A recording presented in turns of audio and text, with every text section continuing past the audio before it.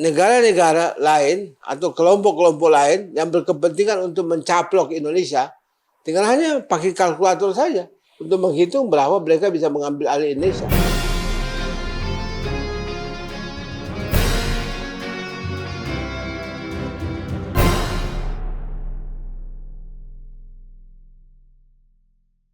Ya, sekarang saya ingin tanya mungkin untuk Pak Mustafa dan Pak Sayuti. Berkaitan dengan tadi Pak Mustafa mention pembiayaan politik yang luar biasa besarnya membuat sangat sulit diakses orang untuk masuk ke dalam politik praktis. Lalu orang juga bertanya-tanya, dengan pembiayaan yang sebesar itu, apa keinginan mereka ini para politisi ketika sudah memasuki posisi-posisi tersebut?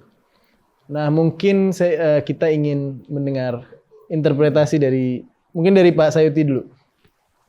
Saya kira seperti yang tadi disebutkan oleh Pak Mustafa tentang perjuangan melalui Nasdem, gitu, itu harus ditindaklanjuti bahwa didasarkan pada satu perspektif untuk menjamin kemenangan dalam pelaksanaan.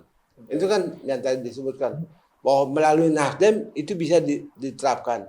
Nanti mungkin dari partai lain lagi, caleg dari partai lain akan kemukakan juga dari perspektif mereka. Tapi saya ingin katakan bahwa karena sejak dari zaman Bung Karno terlalu banyak bicara ideologi tapi kurang dalam pelaksanaan. Kalau zamannya Pak Harto minim ideologinya, kan titik beratnya pada pelaksanaan. Kita harapkan pada waktu reformasi itu berimbang dalam ideologi maupun pelaksanaan. Tapi yang terjadi adalah masyarakat ini semakin tidak ideologis. Maka cita-cita yang terjadi, misalnya Indonesia menuju Indonesia merdeka, berdaulat, ya, adil, makmur, ya, tidak penjajahan di atas muka bumi harus dihapuskan. Itu tidak terlaksana. Kenapa? Karena orang sibuk dengan tantangan yang bersifat praktis. Tapi tidak bertanya apakah penjajahan itu ada atau tidak. Jadi kita harapkan para caleg ini adalah orang-orang yang tidak memanfaatkan kelemahan pragmatisme yang berkembang dengan kos politik yang tinggi itu. Salah satu di antaranya adalah Pak Mustafa ini, yang juga nanti akan mempertanggungjawabkan walaupun kos politiknya tinggi, tapi idealisme tetap terjamin. Sehingga masa jabatan nanti dipakai untuk pengabdian. Sebagaimana yang sebelumnya terjadi. Jadi itu dasarkan pada idealisme dari para caleg. Kita harapkan mereka akan memainkan peranan itu, sehingga bukan hanya untuk mengembalikan dana yang dikeluarkan dan biaya yang membuat masyarakat takut dan sebagainya. Karena mereka memiliki idealisme. Itu yang kita harapkan. Begitu. Makasih. Ya. Untuk Pak Mustafa seperti apa? Saya kira saya sepakat dengan apa yang disampaikan oleh Pak Sayuti. Memang idealnya idealisme itu muncul lebih dulu dan mengalahkan pragmatisme. Itu sangat ideal. Namun kondisi seperti ini saya tidak yakin apakah itu bisa tercapai dalam waktu 15 atau 20 tahun ke depan. Kalau itu ingin dicapai bahwa idealisme dari rakyat atau masyarakat ini bisa lebih tinggi dibandingkan pragmatisme, yaitu harus ada edukasi-edukasi, khususnya edukasi saya kira agama ya. Itu bisa mengajak mereka untuk lebih bahwa pragmatisme itu harus mulai ditinggalkan. Idealisme mulai dimunculkan. Sehingga nantinya ke depan itu cost of politik itu akan mulai menurun. Dengan tumbuh tingginya idealisme masyarakat atau rakyat kita yang diedukasi tadi, cost of politik akan menurun. Itu harapannya. Saya kira itu bisa dilaksanakan dengan kesadaran bersama dan pendidikan yang dilakukan. Kalau menurut Pak Rizky? Ya, saya pikir itu relatif aja gitu ya. Jadi justru kita tidak boleh itu menjadi doktrin di dalam otak kita. Karena memang itu muncul dari, maaf kata, dari politisi-politisi yang memang pengennya instan gitu. Yang pengennya memang dia tidak terlalu banyak berinteraksi dengan masyarakat sehingga kemudian mengandalkan kekuatan finansial dan bisa terpilih. Contohnya juga banyak gitu, seperti itu. Tapi Anda ingin sampaikan bahwa alhamdulillah Anda cukup lengkap gitu. Jadi bahwa pada saat pertama kali mencalonkan dan gagal, kemudian mencalonkan lagi yang kedua dan itu terpilih, ya kita belajar dari sebuah pengalaman kegagalan lalu kemudian menjadi berhasil dengan biaya yang sangat ekonomis gitu. Yang mungkin kalau diperbandingkan suruh cerita sama yang lain-lain juga mungkin orang kaget-kaget juga. Tapi tentu kan ada konsekuensinya. Kita kalau mau menggunakan biaya yang ekonomis, maka yang harus kita korbankan waktu, tenaga. Gitu kan, kita harus bersentuhan langsung dengan masyarakat, bertemu dengan masyarakat. Karena mayoritas masyarakat pemilih kita itu tidak pernah bertemu dengan calon yang akan mereka pilih.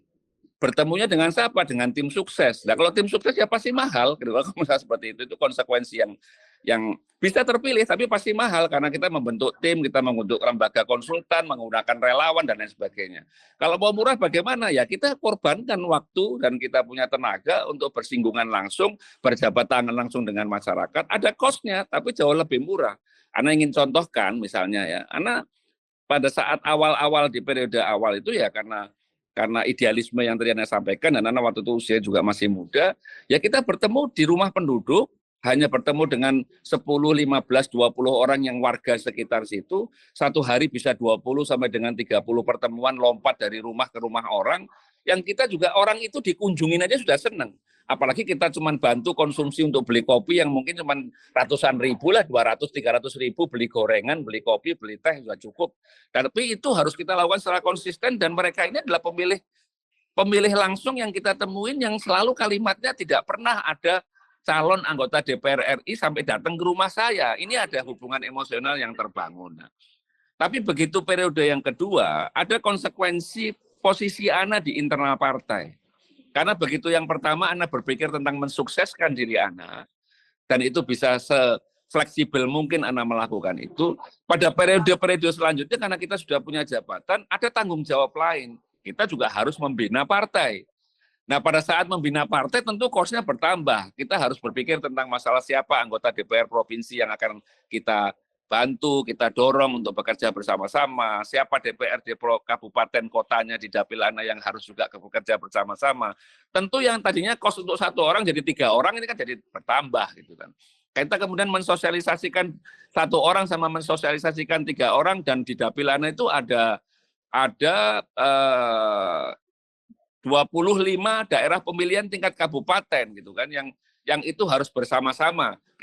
Kita berjuang bersama-sama, mencetak alat peraga bersama-sama, mensosialisasikan bersama-sama. Patungan iya, tapi tentu sebagai DPR RI dianggap yang punya fasilitas lebih besar, tentu kita harus berkontribusi lebih banyak.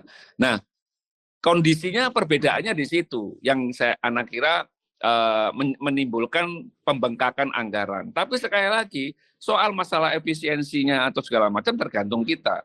Kalau Ana masih mau turun ya, kalau Ana turun sendiri ya tentu pasti lebih murah. Tapi begitu kita punya aktivitas baru, kita sudah jadi pengurus di DPP, waktu kita untuk turun menjadi berkurang, kan pasti titip.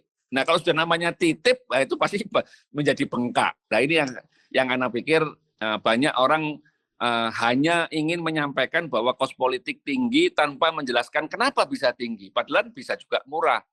Banyak, Anda mau kasih contoh beberapa tokoh-tokoh rektor ataupun dosen ataupun intelektual yang mencalonkan terpilih dan sangat murah, bahkan bukan dia yang mengeluarkan uang, dia dibayar karena dia datang sebagai narasumber misalnya. Dia datang ke satu pertemuan dengan komunitas mahasiswa atau komunitas terpelajar dan lain sebagainya, dia datang karena dia cukup potensial, dia di pikiran-pikirannya diperlukan, dia datang dibayar. Dia dibayar dikasih uang transport, malah bukan dia yang memberi. Dan itu kemudian ada harapan yang digantungkan kepada yang bersangkutan dan terpilih gitu. Jadi kita harusnya lebih kalau mau mencontohkan ya harus punya contoh yang lengkap, mana yang kemudian pakai modal minimalis terpilih, mana yang modalnya medium terpilih, mana yang kemudian nggak pernah turun pakai duit aja terpilih, ya ada lengkap. Memang ini sesuatu yang fenomena yang harus kita pahami bersama-sama bahwa jangan sampai kita kemudian seakan-akan membenarkan bahwa kos politik itu tinggi, nggak perlu visi misi, tidak perlu hal yang bisa kita tawarkan kepada publik, cukup ada duit. Nah ini salah. Kalau ini kemudian kita tidak memberikan pembeda apapun. Karena Anda terus terang tadi Anda sampaikan 3 periode Anda duduk mengalami 3 segmen itu. Segmen di mana Anda ala kadarnya, segmen di mana kemudian harus naik kelas sedikit karena menjadi pengurus partai, dan segmen hari ini di mana kemudian sekarang Ana menjadi ketua PAN Jawa Timur, ngurusinya se-Jawa Timur sehingga tidak sempat lagi nengok ke daerah pemilihan Ana, sehingga Ana harus mempercayakan kepada orang-orang yang Ana percaya di bawah. Tentu punya konsekuensi kos yang berbeda. Ya, kalau menurut Habib Umar seperti apa? Bukankah politik ini tidak lepas daripada kos atau harga atau finansial? Sebenarnya itu tidak juga sepenuhnya benar. Karena modal itu bukan hanya uang. Ya, kedudukan seseorang, ya, dikenalnya oleh masyarakat, posisi seseorang di tengah-tengah masyarakat itu yang paling utama. Contoh saya bendera saja baligo itu yang dibikin para haji-haji, sahabat-sahabat saya, kiai-kiai bergerak semuanya. Ya. Dan itu yang paling utama. Kadang-kadang orang puluhan miliar kalau nggak dikenal, dia harus mengenalkan diri dan belum tentu dicolok. Nah, apalagi kalau visi dan misinya sudah berkenan dalam hati sanubari mereka, yaitu ingin memajukan pondok pesantren, sekolahan, sosial, orang-orang termarginalkan. Mereka seperti terwakili. Nah, dengan munculnya saya, sampai ada begini, saya nggak percaya sama yang namanya partai politik. Tapi sekarang, karena Habib yang maju, Habib Umar, saya akan bela habis-habisan Habib. Duit-duit saya, tenaga saya, karyawan saya, masyarakat saya akan kerahkan untuk Habib. Nah, itu kan sudah jadi bukti. Dan tidak sedikit, bukan saya saja, banyak yang lainnya seperti itu. Yang dia tidak punya finansial, tidak punya uang, tapi punya apa? Punya citra di tengah-tengah. Nah, itulah pentingnya ketika kita memposisikan kita, memaksakan diri kita untuk berbuat baik semenjak awal. Nanti masyarakat yang akan menilai. Dan insya Allah cita-cita akan terkabulkan. Pak Mustafa, kita ini kan akan menghadapi dua pemilu. Pemilu wakil rakyat dan pemilu presiden dan wakil presiden. Ya. Tapi kenapa ini pemilu wakil rakyat ini seperti tersingkirkan dengan pemilu pilpres ini? Ya. Bagaimana menurut Pak Mustafa? Ya, memang euforia politik yang terjadi saat ini, gema pesta politik pilpres dengan pileg itu jauh. Memang orang cenderung inilah yang harus kita lakukan, kita pentingkan, kita utamakan pilpres. Pilegnya nanti saja. Nah, ini butuh dari kita calon-calon anggota DPR RI ini mengedukasi masyarakat pada saat kita melakukan sosialisasi. Kita sampaikan, bapak-bapak dan ibu-ibu pendukung dari paslon tertentu. Kalau dari kita Nasdem, bapak-bapak, ibu-ibu pendukung paslon 01, Bapak Anies Baswedan dan Muhaimin Iskandar, bapak-bapak dan ibu-ibu ini harus tahu, harus sadar bahwa kalau dukungan kepada Pilpres ini berhasil dan menang, tanpa didukung oleh anggota DPR RI yang kuat dan besar di parlemennya, maka akan sia-sia dukungan terhadap paslon tersebut. Kemenangan paslon tersebut tidak akan mutlak bisa merubah apa yang menjadi kehendak rakyat pendukungnya. Kenapa? Karena paslon tersebut ketika menjabat sebagai presiden dan wakil presiden, tentu mereka akan berusaha merealisasikan janji-janji politiknya. Janji-janji politik yang ditunggu oleh rakyat dan masyarakat itu mereka akan usahakan untuk realisasikan melalui pembantu-pembantunya. Siapa pembantu-pembantunya? Para menteri yang duduk di kabinet. Para menteri yang duduk di kabinet ini untuk merealisasikan atau melaksanakan realisasi janji-janji presidennya harus meminta persetujuan kepada anggota dewan. Kalau dukungan kepada anggota dewan terhadap capres tertentu atau pemenang pemilu tersebut lemah, maka semua program yang dilaksanakan akan digagalkan di situ. Itu bahayanya. Maka kita harus selalu mengedukasi pada saat sosialisasi tidak cukup memenangkan capres atau paslon tertentu, tapi partai pendukungnya juga harus dimenangkan. Supaya semua program kerja nanti yang akan diberikan kepada rakyat itu benar-benar berjalan sesuai dengan harapan rakyat. Siap. Iya Pak Sayuti, sebagaimana Pak Mus bicarakan, lalu tadi Pak Sadik dan Habib Umar, ini pemilihan wakil rakyat loh yang mewakili kita. Tapi kenapa orang heboh dengan eksekutif, dengan pilpres? Ya karena sebenarnya politik itu dalam pengertian luas sebenarnya. bukan hanya orang dalam sistem partai politik, tapi orang di luar partai politik juga berpolitik juga. Jadi politik dalam pengertian luas. Sehingga dia berjalan seiring waktu, tingkat kesadaran rakyat itu seiring waktu. Misalnya di India partai Kongres, misalnya dulu menang di India berkuasa setelah 40 tahun berkuasanya. Lama baru muncul kesadaran itu. Jadi apa yang dijelaskan oleh Pak Mustafa ini adalah satu proses. Kita tidak bisa mengharapkan tiba-tiba. Nah, dulu pada waktu reformasi dipisah itu antara pemilihan presiden dengan pemilihan legislatif. Waktunya ya. Waktunya dipisah. Kemudian karena alasan pragmatisme, karena alasan lebih murah dan sebagainya, disatukan itu antara pemilihan presiden dan pemilihan legislatif. Kemudian orang lupa itu. Dulu pemilihan legislatif itu betul-betul diperhatikan soal visi misinya calon-calon anggota legislatif. Kalau sekarang tidak lagi, karena digabung jadi satu, jadi benar konstatasi bahwa rakyat itu tidak lagi membeda-bedakan antara pemilihan legislatif dengan pemilihan presiden. Soalnya yang menonjol adalah pemilihan presiden. Apa mungkin karena pengaruh eksekutif jauh lebih besar? Secara anggaran lebih besar atau seperti apa? Karena ada kesan bahwa karena DPR yang dulu ya, artinya sebelumnya DPR itu dianggap semuanya ikut dalam eksekutif. Jadi eksekutif itu menjadi rejim. Sehingga DPR atau parlemen dianggap menjadi faktor pengikut saja.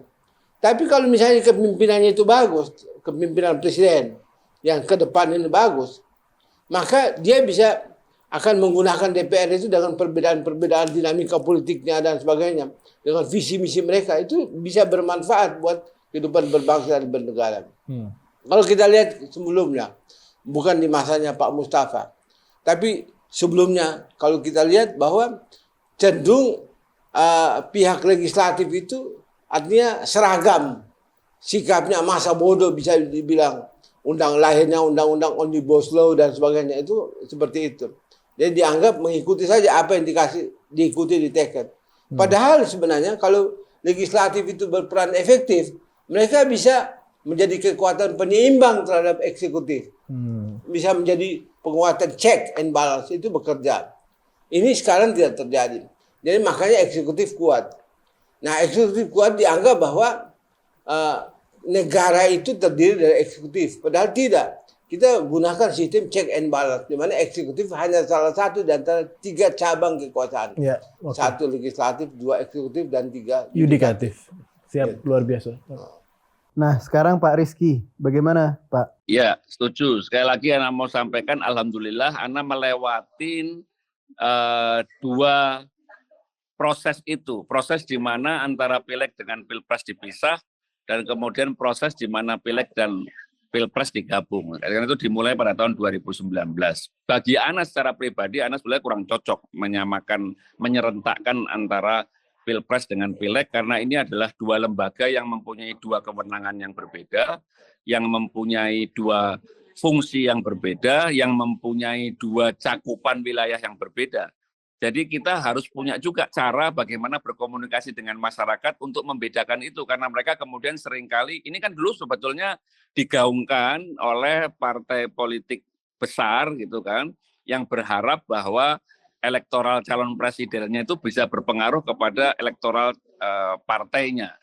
Karena undang-undang itu dibuat pada saat itu, lalu kemudian menguntungkan partai yang pada saat itu berkuasa untuk menjadi presiden, maka mau tidak mau partai-partai menengah seperti kami ini kan harus punya cara yang tepat untuk bisa tetap survive. Karena kalau tidak ya bisa hilang juga kita, karena masyarakat kemudian terbawa ya, yang mau didukung sama dia itu adalah presiden yang dia pilih, partainya apa. Konsekuensinya kan akan ke situ. Tapi alhamdulillah ini adalah periode kedua, karena yang pertama adalah 2019, itu pertama kali diuji cobakan gitu kan, dilaksanakan secara serentak, dan itu punya implikasi yang kita tahu kan, pada 2019 itu pemenangnya adalah Jokowi, dan Jokowi kemudian diusung oleh PDIP, maka PDIP menjadi satu-satunya partai politik yang mendapatkan perolehan suara 20% pada pemilu 2019. Yang lain nggak ada. Yang dia konsekuensinya pada 2024 hanya satu-satunya partai yang bisa mengusung capres sendirian. Ini adalah efek elektoral yang kita kenal dengan elektoral ekor jas gitu ya, mengikuti calon presiden. Tapi Anda nggak yakin pada hari ini itu terjadi lagi karena masyarakat juga mulai belajar.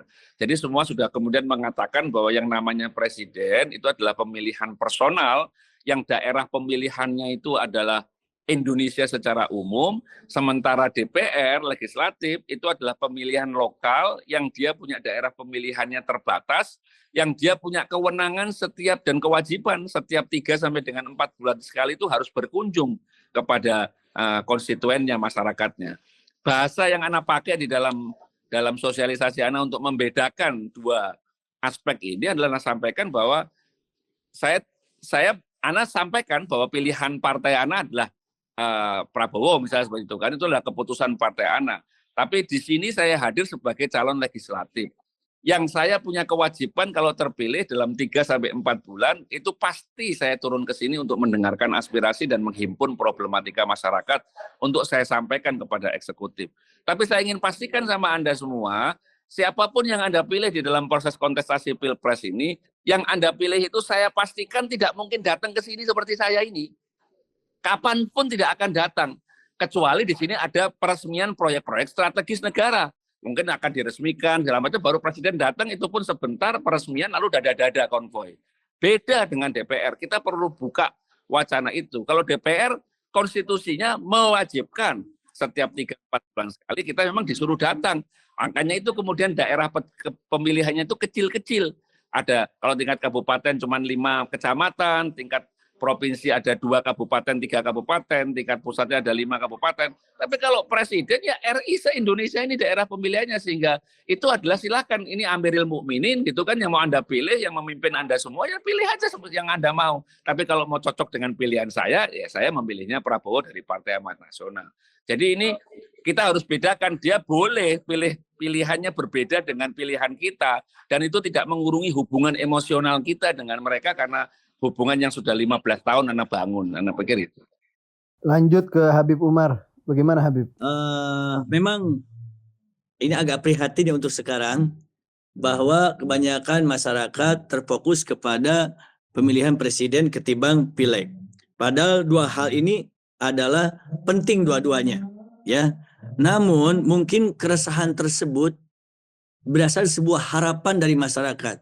Mereka menginginkan ada sosok pemimpin, presiden dan wakil presiden yang betul-betul sebagai seorang pemimpin yang memikirkan nasib masyarakat, dan tentu saja yang beretika baik, yang berakhlak baik, dan rekam jejak yang baik. Nah gitu. Jadi mereka kebanyakan fokus di sana karena inilah sebagai eksekutor, ya. Bagaimana nanti nasib bangsa di kemudian hari setelah pemilihan ini, itu yang lebih dominan adalah presiden dan wapres, ya. Jadi mereka banyak fokus ke sana. Namun sebagian juga yang sudah paham itu, mereka juga tidak menafikan bahwa wakil-wakil mereka yang akan menampung aspirasi mereka, kepentingan mereka dari calon-calon anggota legislatifnya, itu juga mereka pikirkan. Buktinya saya, alhamdulillah amin, itu para kiai, para ustadz, masyarakat semuanya menekankan, Habib, awas, jangan lupa dan jangan berubah niat akhlaknya ketika nanti suatu saat antum terpilih dan ditakdirkan oleh Allah Subhanahu wa taala. Begitu. Apa tantangan yang berbeda atau yang terberat sekarang untuk Pak Mustafa, untuk Dr. Sadik dan Habib Umar? Saya ingin ke Pak Mustafa. Ya. Saya kali ini sudah berkontestasi politik untuk memperebutkan kursi DPR RI yang keempat kalinya. Jadi kalau kita ibaratkan kita itu pembalap di sirkuit, ini untuk keempat kalinya saya masuk di sirkuit balap atau kontestasi politik untuk memperebutkan kursi DPR RI. Memang kali ini semakin luar biasa. Seperti tadi yang disampaikan oleh Bapak Suyuti, bahwa pragmatisme di dalam masyarakat kita ini semakin hebat. Saya berpikir pragmatisme masyarakat ini diciptakan oleh penguasa saat ini. Kenapa diciptakan? Mereka punya sistem by design. Mereka memang menghendaki masyarakat itu memunculkan sikap pragmatisme. Sehingga pengendalian kekuasaan oleh kelompok-kelompok tertentu itu akan lebih mudah. Bagaimana memobilisir suara, memobilisir kemenangan untuk memenangkan salah satu paslon itu sangat mudah.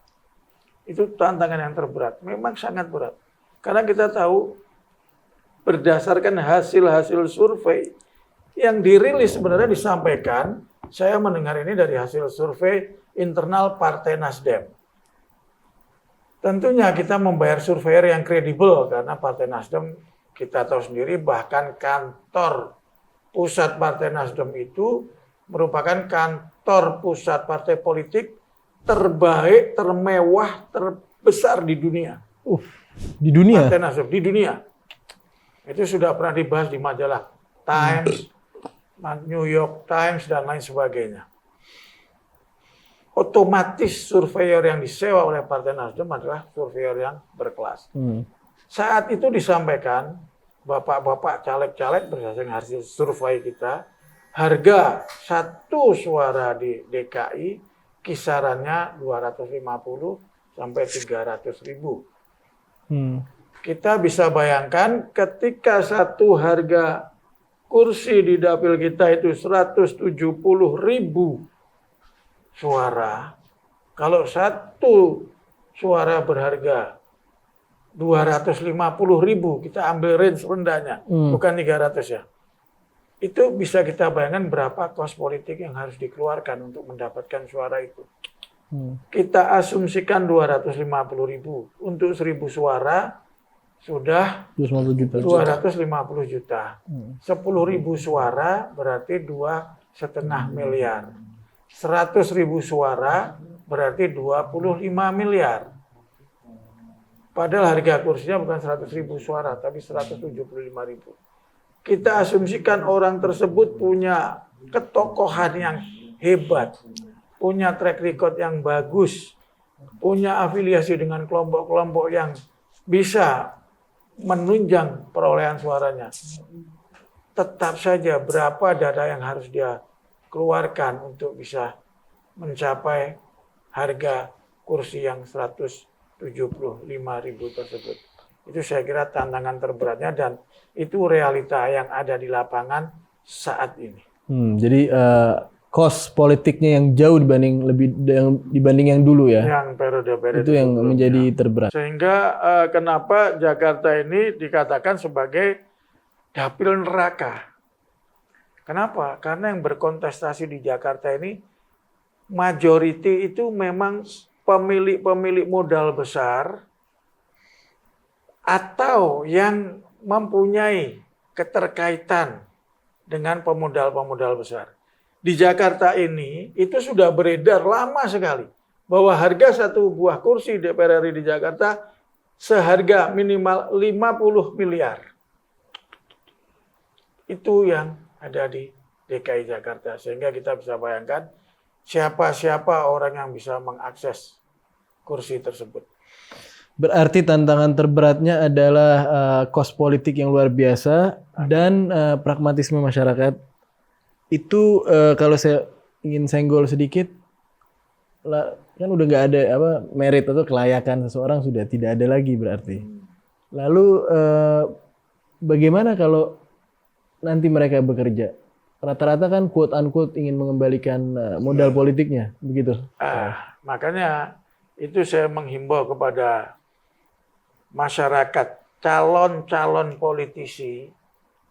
Saya himbau kepada semua pemuda-pemuda calon politisi, bekerjalah lebih dahulu, perbaiki kondisi sosial ekonomi kalian, perkuat sumber-sumber income kalian, sehingga ketika kalian duduk di kursi DPR RI, kalian sudah tidak galau dengan hal-hal yang bersifat materi. Sehingga yang ada pada diri kalian hanyalah pengabdian. Ini ketika kita mengacu pada teori Maslow, ketika kebutuhan masih ada di tengah-tengah piramid, jangan coba-coba kalian melangkah ke dalam dunia politik. Kalian boleh melangkah ke dalam dunia politik ketika piramid itu sudah kalian capai di atas ini. Aktualisasi. Ketika kalian sudah sampai di tataran aktualisasi diri, silahkan kalian masuk ke dalam dunia politik. Jadi mentalitas dan finansial juga pada level tertentu baru masuk politik gitu ya. Itu Masuk himbauan politik saya praktis. kepada calon-calon politisi yang akan datang. Pak Sayuti, ketika kita mendengarkan ini, pembiayaan politik yang begitu besar, lalu kecenderungan dia pasti tidak berbuat atau tidak mengabdi untuk masyarakat, ini menjadi semacam parasit kolektif gitu Iya. di dunia politik kita. Ini gimana? Dan itu ada hubungan dengan tingkat masyarakat juga, tingkat pendidikan, tingkat idealisme masyarakat, ada hubungannya mereka. Karena kalau hitungan-hitungan seperti begitu, hitungannya mereka seolah-olah hanya fungsi dari uang. Jadi kalau uangnya sekian kali sekian, bahkan ada yang saya dengar di satu daerah yang bapak tinggal setor 400 miliar, tinggal terima bersih. Ada yang begitu di satu daerah pemilihan. Jadi fungsinya hanya uang. Dalam hal ini logika yang dipakai adalah logika masyarakat itu dianggap bodoh, dianggap hanya makhluk uang, hanya pemilu itu hanya kesempatan untuk mendapatkan uang, gitu. Padahal tidak begitu sebenarnya desain pemilu. Dulu pada waktu reformasi, saya terpilih pada waktu itu, bisa diakses kemenangannya dari rumah aja. Tidak ada uang dikeluarkan, tidak ada ini apa segala macam. Kita datang ke kelompok-kelompok masyarakat dijelaskan. Bahkan di satu tempat saya sebutkan, kalau misalnya Anda pilih karena dikasih sumbangan, maka saya sumbang tapi Anda nggak usah pilih saya. Ternyata di situ pilih saya walaupun tidak disumbang.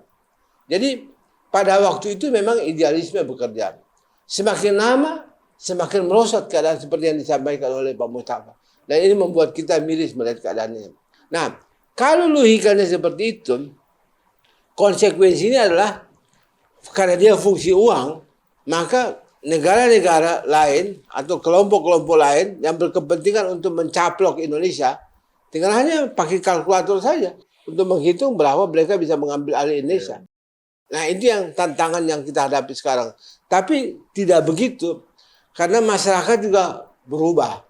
Kita harapkan orang-orang seperti Pak Mustafa dan kawan-kawan sebagai caleg ini itu akan membawa kembali politik dalam dunia tafsir idealisme, dalam dunia ideologi.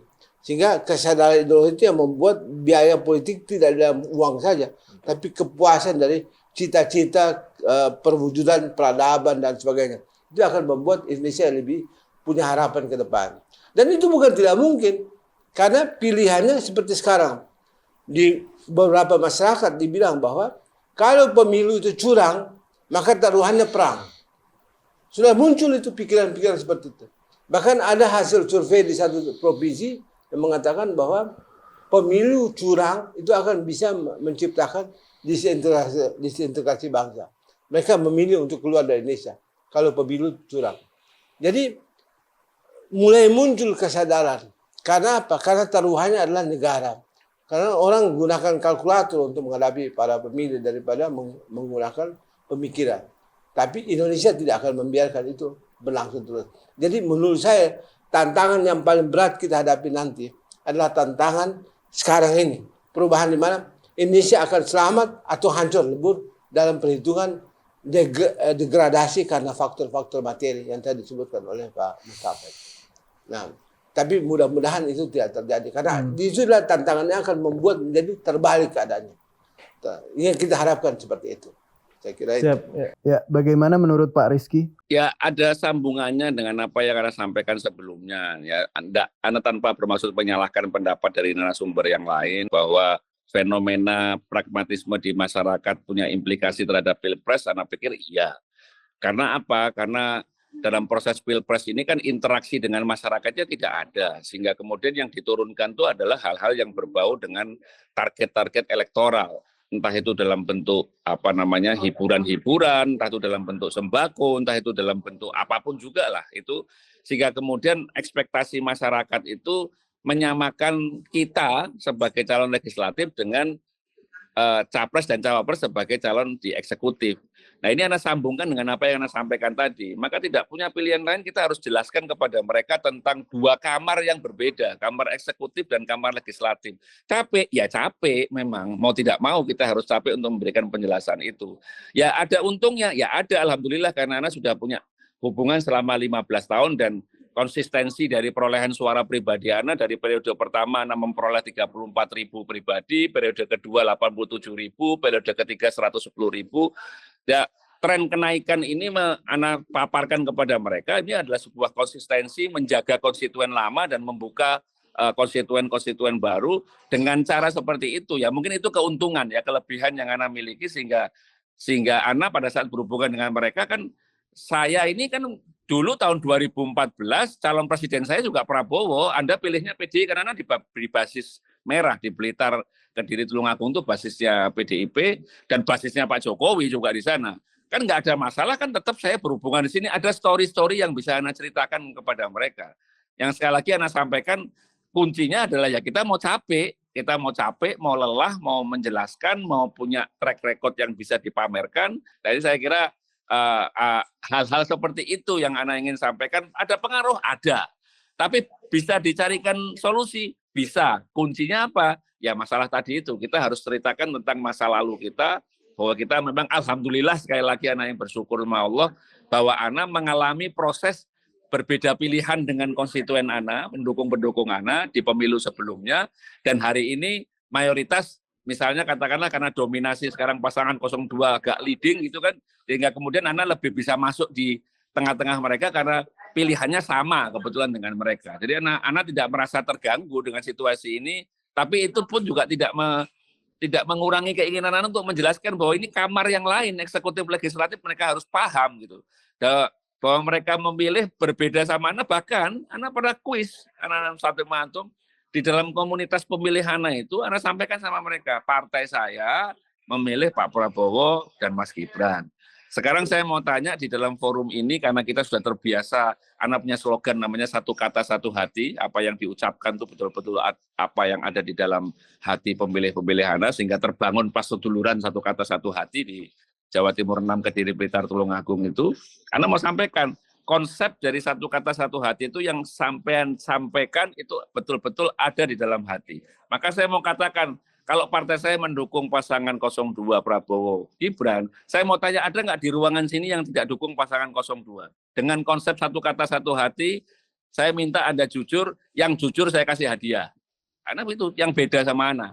Jadi kita mau balik, bukan yang sama yang dikasih hadiah, yang jujur, yang beda yang Anda panggil itu. Tapi alhamdulillah ya ada 1, 2, 3 dari sekian ratus orang yang Anda temuin itu berbeda, dan Anda ingin sampaikan dengan contoh itu mereka maju ke depan menjelaskan kenapa memilih berbeda bukan Prabowo misalnya, Anda kasih hadiahnya, disitulah ruang Anda menjelaskan. Dengan berbeda apa kemudian Anda harus tidak memilih saya? Kan tetap biasa-biasa aja kan, nggak apa-apa, tetap bisa kumpul di sini, bersaudara di sini. Karena yang akan datang ke sini adalah saya, bukan Pak Anies, bukan Pak Prabowo, bukan Pak Ganjar yang akan datang ke sini setiap 3-4 bulan sekali. Saya yang akan datang, yang akan menyampaikan. Justru kalau Anda punya pilihan yang berbeda dengan saya, nanti kemudian saya bisa menceritakan apa kelebihannya, apa kekurangannya, dalam fungsi apa? Fungsi pengawasan saya sebagai anggota DPR legislatif. Kalau seandainya ada yang dikritik dari pemerintah, misalnya yang menang bukan Pak Prabowo, yang menang Pak Anies atau Pak Ganjar, nah saya bisa menyampaikan ke sini, bisa cerita sama dengan semua yang ada di sini. Hal-hal seperti itu, Beb. Ini kan masalah praktis di lapangan yang kita temuin kadang-kadang juga nggak linier gitu kan. Kadang-kadang ya kasuistis yang lucu-lucu, tapi karena mau kita ini sebagai, apalagi kita ini calon anggota DPR ya, jadi harusnya perspektif berpikir kita juga ya harus ada nilai-nilai memberikan pendidikan politik juga ke masyarakat, walaupun bukan pekerjaan gampang karena Anda bilang tadi itu posisinya menengah ke bawah yang itu sangat pendek. Mereka punya harapan-harapan itu sangat pendek dan mereka belum berpikir terlalu jauh. Sehingga kemudian kadang-kadang juga dalam diskusi terbatas, Anda sering menyampaikan bahwa perlu question mark, mungkin dalam diskusi yang akan datang perlu juga ditanyakan, sudah siapkah memang Indonesia memasuki era demokrasi terbuka seperti sekarang, atau harus kembali lagi kepada demokrasi yang semi tertutup di zaman Orde Baru. Mungkin jadi bahasan menarik di topik-topik yang akan datang untuk kita diskusikan. Karena memang ini memang ya belum tahu kita belum tahu apakah masyarakat kita itu betul-betul siap untuk menilai calon pemimpin yang dia pilih itu berdasarkan sesuatu yang diharapkan seperti gagasan, ide dan lain sebagainya, atau ikut-ikutan, euforia, kalau bahasa anak mudanya itu FOMO gitu kan, karena kelihatan yang bakal menang ini lalu kemudian all in. Nah, ini lagi-lagi itu adalah strategi marketing politik yang dimiliki oleh semua pasangan capres yang bahasa tadi itu jurusnya kebetulan hari ini yang lagi dimakan oleh publik adalah jurusnya 02. Dan ini tidak bisa dipungkiri, this is game gitu kan. Ini adalah permainan yang harus kita terima dan ya tentu kita berharap semuanya kalau kita sebagai makhluk yang beriman kan nggak ada yang pergerakan apapun di muka bumi ini karena izinnya Allah, ya anggap aja kita niat yang positif thinking aja bahwa mudah-mudahan yang terpilih adalah yang terbaik yang bisa membawa perubahan. Tapi situasi yang ada di tengah-tengah masyarakat itu adalah situasi yang memang jauh dari ekspektasi kita secara ideal. Tapi lebih kepada posisi-posisi yang sifatnya itu euforia, FOMO, ikut kepada siapa yang menang, tidak mau berada pada pasangan yang kalah. Kecenderungannya adalah masalah seperti itu di sebuah desa, perkampungan yang Anda temukan itu tidak mau menjadi terkucil. Orang-orang 1, 2, 10, 20 orang ini tidak mau terkucil karena dia berada pada posisi yang kalah. Jadi dia ikut-ikutan karena maunya menang, mau ikut bergembira di dalam suasana kemenangan siapapun nanti pada proses pilpres maupun pileg yang akan datang. Anda pikir itu, Beb? Sekarang kita ke Habib Umar. Tantangan yang paling berat ketika saya sedang berjuang ke arah calon legislatif, memang saat ini melihat fenomena masyarakat banyak yang pragmatis ya mereka, dan karena memang itu dibiasakan dari hal yang buruk oleh pemimpin-pemimpin maaf yang tidak baik ya, dia itu jadi dagang, bukan dia memberikan program, tapi siapa yang memberikan amplop dan uang terbanyak karena dia merasa banyak uang dalam ya yang dikenal dengan oligarki, itulah yang dipilih. Itu sangat berat. Tapi sekali lagi, asal kita rajin silaturahmi, rajin pendekatan, dan memberikan pemahaman kepada mereka, ini loh, kau ini sekarang saatnya, ya.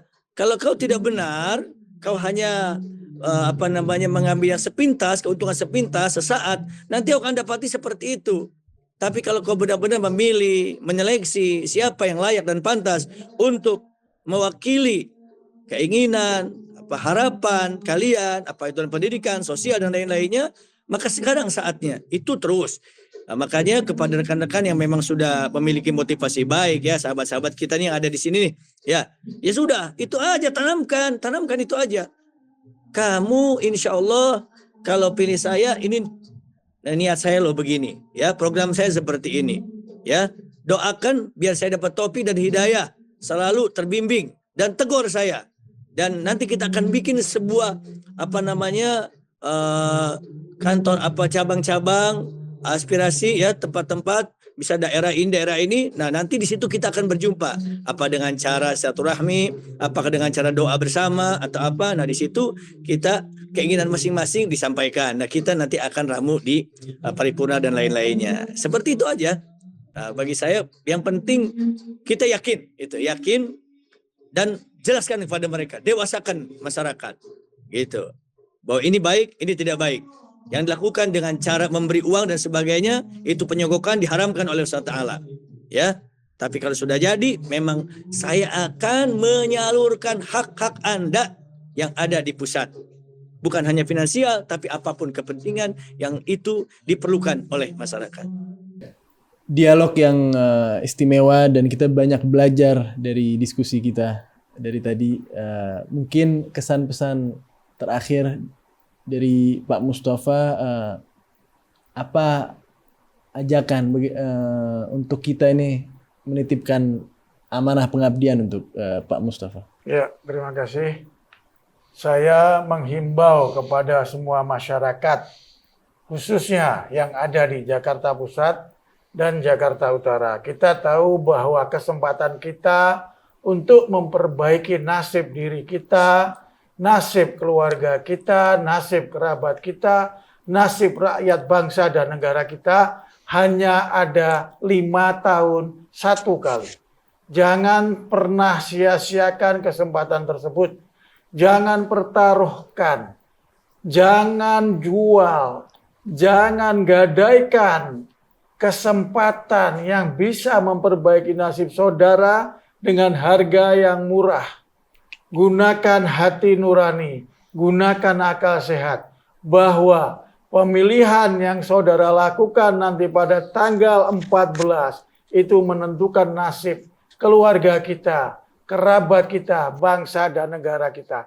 Sekali lagi, jangan pernah menjual dengan harga yang murah hak yang saudara miliki dalam 5 tahun sekali. Sadari, renungi dan kerjakan yang terbaik yang insya Allah semuanya akan menjadikan negara ini lebih kuat, lebih hebat, dan masyarakat kita lebih sejahtera, serta keadilan itu akan dirasakan oleh semua rakyat Indonesia, bangsa, dan negara. Amin, amin, Mantap. insyaallah. Untuk dari Pak Sayuti, Closing statement. closing statement. Jadi saya kira saya juga luar biasa dapatkan dukungan, sharing yang luar biasa dari Pak Mustafa, dari moderator yang luar biasa, dari Pak Sadiq Hasni dan Habib Umar. Habib Umar. Mudah-mudahan mereka adalah caleg-caleg yang mencerahkan ke depan. Amin, amin. Karena para caleg ini harapan bangsa kita untuk perwujudan peradaban ke depan. Itu cita-cita kita. Jadi kita tidak mungkin lepas dari konstitusi. Salah satu pesan konstitusi mengatakan bahwa penjajahan di atas dunia harus dihapuskan karena tidak sesuai dengan pri kemanusiaan dan pri keadilan. Nah, ini yang dilupakan orang, yaitu bagaimana ilmu tentang jangan ada penjajahan. Karena penjajahan ini hadir dalam bentuk ilmu pengetahuan juga. Sistem ilmunya diubah, ininya apa, termasuk caleg-caleg semua parlemen, yudikatif, legislatif, mereka masuk dalam semua kategori untuk melanggengkan penjajahan. Bukan hanya dalam sumber daya alam, tapi sumber daya manusia dilemahkan. Kita ingatkan sumber daya manusia Indonesia kan tertinggal jauh dari negara-negara lain. Sangat terbelakang. Walaupun kita disebut negara kaya, untuk apa kekayaan sumber daya alam kalau di tangan manusia yang rendah mutunya? Jadi kita harapkan para caleg ini dengan idealisme mereka yang luar biasa, itu bisa mengubah kondisi yang tidak kita inginkan ini. Terutama tafsir tentang penjajahan di dunia. Karena pemilihan sekarang adalah pintu masuk ancaman untuk terjadinya capture terhadap negara. Negara diambil alih. Bukan hanya 5 tahun. Kalau sudah diambil alih bisa 20 tahun, bisa 30 tahun. Apalagi kalau orang berpikir dalam kerangka kerajaan seperti zaman dulu. Dalam pengertian imperium. Maka bisa jadi imperium jahat yang berkuasa sampai puluhan tahun. Bukan hanya 5 tahun. Maka kita ingat begini, kebetulan kan kita ini artinya beragama Islam. Dalam Al-Quran kan disebutkan Allah akan memanggil orang dengan barisan-barisannya. Nah, kita berada di barisan mana dalam panggilan itu? Pemilu ini akan menentukan posisi kita dalam panggilan itu. Jangan dianggap enteng bahwa pilihan kita pada waktu pemilu akan sangat menentukan nasib kita di akhirat. Jadi bukan sesuatu yang hanya duniawi, tapi menyangkut juga posisi kita di akhirat. Bukan hanya sholat-sholat, bukan hanya ibadat-ibadat ubudiyah dan sebagainya, tapi juga ibadat muamalah seperti pemilu yang datang dalam waktu yang tidak terlalu lama lagi. Ini menentukan bisa menghapuskan ibadat-ibadat lain hanya karena kesalahan kita dalam memilih. Jadi hati-hati dengan soal pemilihan ini. Yeah. Makanya saya sendiri hati-hati, artinya tidak gampang memutuskan sebelum betul-betul memenuhi syarat yang diinginkan dari Allah Subhanahu Wa Taala. Jadi kita jangan lupa soal itu. Nah, kalau kita tidak maksimalkan pengetahuan kita dalam menghadapi agenda penjajahan ini atau capture negara diambil alih, maka seperti pintu air itu penjajahan itu. Kalau kita buka pintunya, airnya mengalir. Jadi penjajahan itu akan mengalir masuk kalau kita itu tidak waspada. Kita tidak jaga pintunya itu. Kita harus selalu jaga dia. Kita harus selalu waspada. Kalau kita tidak waspada, dia masuk dan dia mengambil alih Indonesia. Itu artinya nasib kita ke depan bisa berbahaya. Dan ancaman yang terbesar adalah perpecahan, adu domba, ya, hal-hal yang kecil dibesar-besarkan, yang besar dikecilkan. Kenapa? Karena pendidikan. Jadi yang tadi dibilang oleh Pak Mustafa itu, bahwa para caleg ini akan sangat berperan. Karena tidak mungkin para paslon itu akan memimpin dengan baik kalau tidak didukung oleh mutu dari sumber daya manusia caleg yang juga bagus. Dan kita harapkan orang-orang bagus yang teruji pada sore hari ini itu bisa memastikan bahwa mereka akan berfungsi dengan baik ke depan untuk menjaga diri kita, keluarga kita, dan bangsa negara. Amin. Amin. Terima kasih. Dari Pak Rizky, closing statement. Iya, jadi pada kesempatan ini Ana ingin mengajak kita semua, pada seluruh masyarakat Indonesia, termasuk kita yang terlibat sebagai calon gitu ya, sebagai kontestan di dalam proses politik 5 tahunan ini. Yang pertama Ana ingin sampaikan bahwa proses politik 5 tahunan ini satu hal yang biasa dan itu sudah dilakukan dan dialami oleh bangsa Indonesia berulang-ulang, bahkan pasca reformasi ini sudah mau yang ke-6 ini ya prosesnya. Dan semua berjalan biasa-biasa aja, tidak ada sesuatu yang ekstrim yang kita berharap tidak ada hal-hal yang sifatnya sangat fundamental yang bisa mengkoyakkan persatuan bangsa kita gitu ya. Jadi pada kesempatan ini Ana mengajak bahwa ya dijalanin aja dengan pemilu yang nyaman, yang aman, yang damai, yang tidak perlu saling menjelekkan dan saling mengkritisi satu dengan yang lain, yang kita kemudian bisa berpotensi di level bawah itu efeknya sangat lama. Gitu. Kalau kita seandainya sebagai orang-orang yang memang berkontestasi, yang diharapkan punya pemikiran yang lebih progresif ke depan, itu mengeluarkan narasi-narasi, diksi-diksi yang dipakai adalah diksi-diksi ataupun narasi-narasi yang memunculkan perpecahan, kebencian, itu percayalah bahwa efek di tengah-tengah masyarakat di level yang paling bawah itu sangat lama obatnya. Sementara kita tahu sendiri itu di level yang atas cuma sekedar duduk, ngopi bareng, coffee morning, atau makan siang sama-sama, jalan sama-sama, lalu kemudian persoalan-persoalan kepentingannya bisa ditemukan, lalu deal, jabat tangan, foto-foto, kelar. Yang di bawah itu efek lukanya terlalu lama. Maka pada kesempatan ini Ana ingin mengajak kita semua. Kita ini berbeda di sini, nah ini beda-beda, ada banyak partai yang ada di sini dan seluruh masyarakat Indonesia. Ya biasa aja, jadikan ini sebagai sebuah sarana kita untuk menonjolkan politik nilai apabila memang kita dipercaya. Karena jabatan yang kita pegang itu, ya kita baru bisa menjalankan kita punya nilai-nilai idealisme ya pada saat kita memegang jabatan. Kalau memang kita memposisikan diri sebagai seseorang yang ingin berada di dalam, ya kita ambil dulu posisi itu, baru kemudian kita memperjuangkan dengan cara nilai-nilai. Tapi kalau kita ingin berada pada posisi di luar, kita ya sampaikan dalam bentuk kajian, tulisan, pendapat, argumentasi. Tapi tidak bisa itu digabungkan jadi satu, dijejelkan di tengah masyarakat hari ini, tidak bisa. Kita harus bisa pilih, ya kita harus tekan perasaan kita bahwa memang ini nggak cocok dengan idealisme personal hati kita, tapi ya kita niatkan, ya sempurnakan aja niat kita bahwa kalau insya Allah kita dipercaya, dia diberikan amanah, maka pada saat duduk kita akan memperjuangkan politik nilai secara maksimal di posisi kita masing-masing. Itu yang pertama tentang masalah pemilu damai. Jangan mengkoyak-koyak dan jangan kemudian membawa narasi kebencian itu di tengah-tengah masyarakat. Nah, yang kedua, Ana ingin sampaikan juga kepada semuanya bahwa ini adalah kesempatan buat kita semua untuk menunjukkan kepada masyarakat bahwa jangan kita ikut-ikutan dengan pola-pola yang mayoritas disuarakan oleh mayoritas intelektual ataupun politisi yang tidak mau bersentuhan dengan masyarakat, yang tadi saya sampaikan, maunya praktis, maunya instan, lalu kemudian hanya bermodalkan modal, sehingga apa yang disampaikan oleh Bang Uti tadi itu, maka akan gampang dikooptasi negara kita ini kalau seandainya pendekatannya adalah finansial.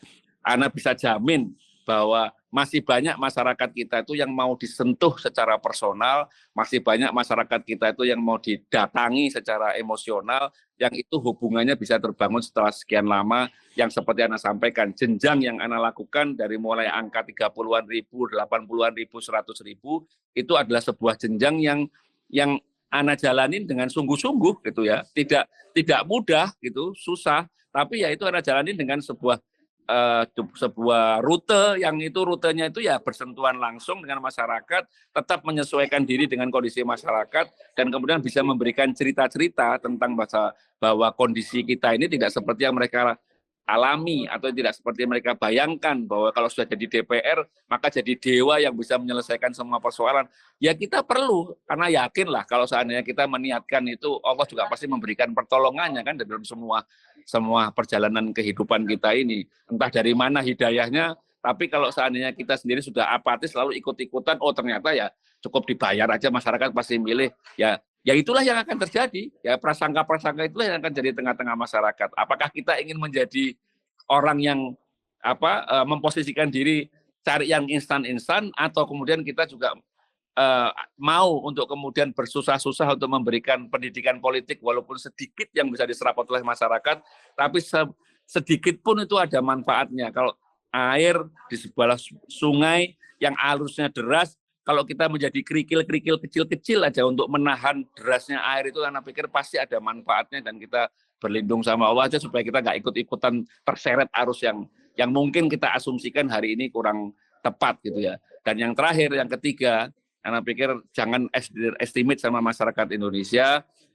Kita tahu bahwa pertarungan politik Indonesia sebagai negara terbesar keempat di dunia ini tidak mungkin terlepas dari peran kepentingan negara-negara di luar Indonesia atau geopolitik internasional. Dan ini persoalan ini kan berat untuk diceritakan di tengah-tengah masyarakat, nggak nyampe dia untuk kemudian bicara itu. Maka fungsi kita, sekali lagi, fungsi kita untuk menjaga keutuhan bangsa dan negara kita ini dari ancaman yang lain, dan kita harus sadar, nggak usah naif lah. Siapapun calon presidennya hari ini itu tidak ada yang tidak bisa terlepas dari kepentingan dunia luar, dari geopolitik internasional. Semuanya punya kepentingan terhadap Indonesia, tinggal kepentingannya itu mana yang paling bisa segera untuk membawa Indonesia keluar dari jebakan negara konsumen menjadi negara produsen. Ya tentu masing-masing punya pendapat sendiri-sendiri, Anda tidak pada kapasitas menilai capres 1, 2, 3 itu mana yang paling peduli dan lain sebagainya, tidak pada kapasitas itu. Tapi paling tidak kita harus sadar bahwa yang bisa menjaga tentang kooptasi dunia luar melalui kontestasi pilpres setiap 5 tahun sekali, yang pasti Anda yakin, Bang Uti saya yakin juga pasti tahu bahwa tidak ada proses pilpres di Republik ini semenjak reformasi yang tidak ada cawe-cawe dari dunia luar. Pasti ada. Dan ini tinggal bagaimana kita menjaga rumah kita ini secara bersama-sama, walaupun kita juga lagi berkontestasi. Tentu salah satunya kembali kepada poin awal yang pertama tadi, jangan biarkan masyarakat muncul kebencian hanya karena perbedaan pilihan. Kita harus menjadi perekat, kita harus bisa menyuarakan tentang pemilu yang damai, pemilu yang aman, pemilu yang berbeda, itu adalah rahmat yang bisa membawa keselamatan bagi kita semua dan juga bangsa Indonesia. Untuk penutup, Habib Umar, apa pesan dan harapannya? Baik, pemirsa, sahabat-sahabat, saudara-saudara, terlebih khusus adalah warga Bandung dan Bandung Barat. Insya Allah Habib akan berusaha semaksimal mungkin sesuai dengan niat Habib. Niatuka matiyatuka. Niatmu ada kendaraan bagimu. Niat saya satu, ada untuk dakwah, untuk memberikan pemerataan, ya, untuk membantu kaum mustadafin, dan untuk membantu pondok-pondok pesantren, pendidikan, karena saya niat rencananya mau di Komisi 8. Memang berkompeten dalam bidang pendidikan dan sosial. Doain oleh semuanya, masyarakat, para pemirsa, terutama Dapil Habib, yaitu Bandung dan Bandung Barat. Insya Allah saya akan berusaha untuk amanah. Karena saya takut hidup bukan hanya di dunia, kita akan kembali kepada Allah Ta'ala. Wa tazawwadu fa inna khairaz zat taqwa. Banyakin bekal, ya, sebaik-baik bekal adalah ketakwaan dan ketaatan kepada Allah Subhanahu wa taala. Negara ada tempat kita, tempat lahir kita, tempat kita akan kembali kepada Allah Taala. Siapa yang akan menjaganya, merawatnya kalau bukan kita sebagai anak negeri ini? NKRI harga mati. Saya Habib Umar bin Hasim Muhammad Segaf, dalam pilihannya adalah Umar As-Sakaf, nomor 7, P3 17, insya Allah akan berjuang bersama masyarakat. Terima kasih kepada senior-senior kami nih, ya, Bang Uti yang selalu memberikan nasihat semenjak saya mengenal perpolitikan, dan juga sahabat-sahabat lainnya. Saya doakan mudah-mudahan sukses melalui jalur partai-partai yang dipilihnya. Wallahul muwaffiq ila aqwamit thoriq. Wassalamualaikum warahmatullahi wabarakatuh. Waalaikumsalam warahmatullahi wabarakatuh. Terima kasih Pak Mustafa, Pak Sayuti atas waktunya, dan juga untuk Dr. Rizky dan Habib Umar. Ini merupakan diskusi yang istimewa. Sebagai penutup, kita menganjurkan untuk kita semua datang ke TPS terdekat pada tanggal 14 Februari. Titipkan amanah itu untuk manusia-manusia yang terbaik, karena itu akan merubah kehidupan kita semua 5 tahun ke depan. Kami dari TV Perwira Bangsa, terima kasih banyak. Minimal 5 tahun ke depan. Minimal 5 tahun. minimal 5 tahun, tapi bisa lebih bahkan. Bisa lebih. Karena itu amanahkan untuk manusia-manusia yang terbaik menurut Anda. Terima kasih. Assalamualaikum warahmatullahi wabarakatuh.